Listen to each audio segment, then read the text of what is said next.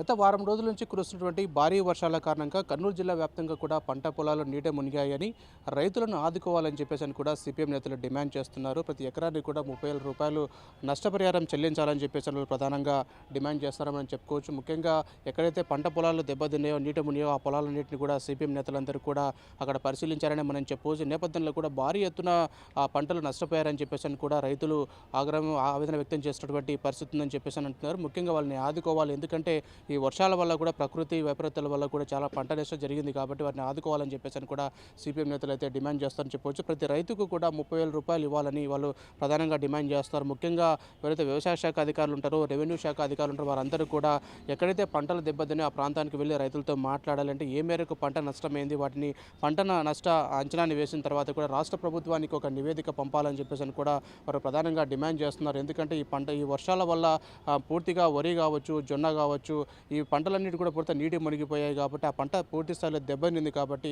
వారిని ఆదుకోవాల్సినటువంటి అవసరం ఎంతైనా ఉందని చెప్పేసి అంటున్నారు. ముఖ్యంగా దేవనకొండ మండలం అలాగే ఆస్పరి మండలాల్లో ఎక్కువ శాతంగా ఇక్కడ రైతులందరూ కూడా చాలా నష్టపోయారు. ఎందుకంటే అత్యధిక వర్షపాతం ప్రాంతంలో నమోదైంది కాబట్టి ఈ నేపథ్యంలో ఈ వర్షాల వల్ల కూడా పంటలు మునిగిపోయి చాలా దెబ్బతిన్నాయి కాబట్టి వారందరినీ ఆదుకోవాల్సినటువంటి అవసరం ఎంతైనా ఉందని చెప్పేసి కూడా సిపిఎం నేతలు డిమాండ్ చేస్తున్నారు. రాష్ట్ర ప్రభుత్వం స్పందించకపోతే కనుక పెద్ద ఎత్తున ఆందోళన చేస్తామని చెప్పేసి కూడా వారు హెచ్చరిస్తున్నారు. బన్నూరు వల్లబెట్టాల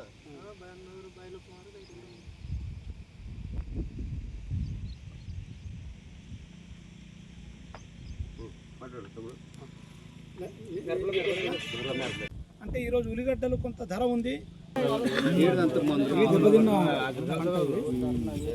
మైక్ పెట్టు.